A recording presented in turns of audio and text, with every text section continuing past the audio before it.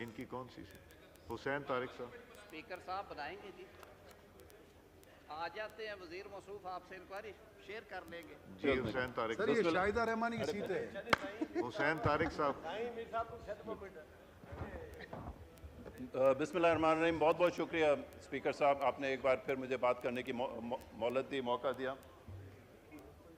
Sir यहाँ पे जो बात हो रही है, अब मैं पहले भी आपसे ये रिक्वेस्ट कर चुका था, आज मिनिस्टर साहब ने भी ये बात की कि इसके ऊपर एक कमेटी बननी चाहिए थी, और मैंने पहले भी आपको रिक्वेस्ट किया था कि स्पेसिफिक TORs के साथ, ये नहीं कि हम जनरली एक और कमेटी बना लें, लेकिन स्पेसिफिक TORs के साथ। अब 2 महीने गुजर गए, किसान रोड पर है, 2 महीने गुजर गए, हमें ये नहीं पता कि वो किसने ऑर्डर किया कि ये इतनी सारी गंदम आए सर, और वो भी उस टाइम पे गंदम आए जब हमारे किसान की गंदम उस वक्त प्रोसेस सोइंग हो गई थी। अब यील्ड उसका मतलब वो अब हमारा आ गया था, हम उसको हार्वेस्ट कर रहे थे।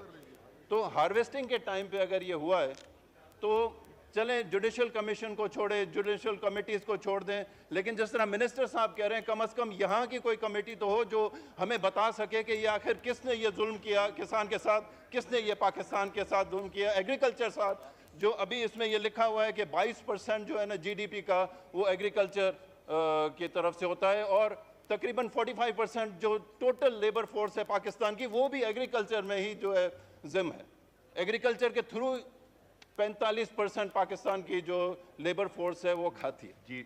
ये हमारा फूड सिक्योरिटी है, पहले हमारा अपना पेट है सर, बाकी सब चीज चल जाएगी। सवाल हम अगर बाद में जाके ये अगर आज हम कर रहे हैं, this would have long lasting effect sir, क्योंकि अगले 2 साल 3 साल तक हो सकता है अब किसान गंदम लगाए ना, क्योंकि इस बार इतना नुकसान हुआ है कि यकीन करें कि जो उसने कर्जा उठाया था ना स्पीकर साहब, वो कर्जे के भी पैसे अभी वो ये इस रेट पे बेच के वो अपना कर्जा नहीं उतार सकता। कहाँ से वो खुद खाएगा, कहाँ से अपने बच्चों को खिलाएगा, कहाँ से वो अगली अपनी कॉटन या और क्रॉप्स लगाएगा सर।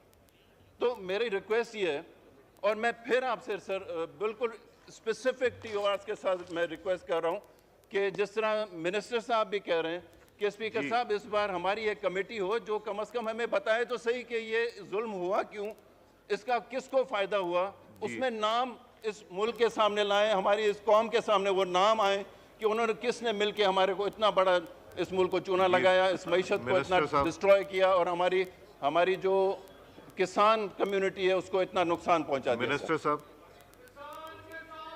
बिल्कुल जो बात यहाँ पे की है, एक जो अगर आपके मतलब की बात ही हो रही है, आपने एक सवाल उठाया उसका जवाब दे रहा हूँ। मस्ती खेल साहब ठीक फरमाया मेरे भाई ने, मैंने तो इसीलिए ये अर्ज़ की है कि आप इस हाउस के कस्टोडियन हैं, आप वज़ीर मौसूफ तशरीफ़ ले आएंगे राना तनवीर साहब, आप उनसे एक ब्रीफिंग ले लें चेंबर में, जो इंक्वायरी रिपोर्ट है वो भी एग्ज़ामिन कर लें।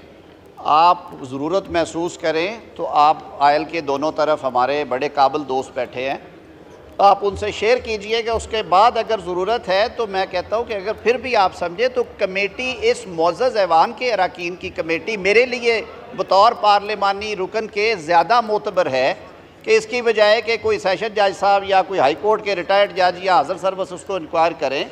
हमें एक दूसरे पे एतमाद होना चाहिए और हम रिस्पॉन्सिबल लोग हैं। जी। असलम गुम्मत।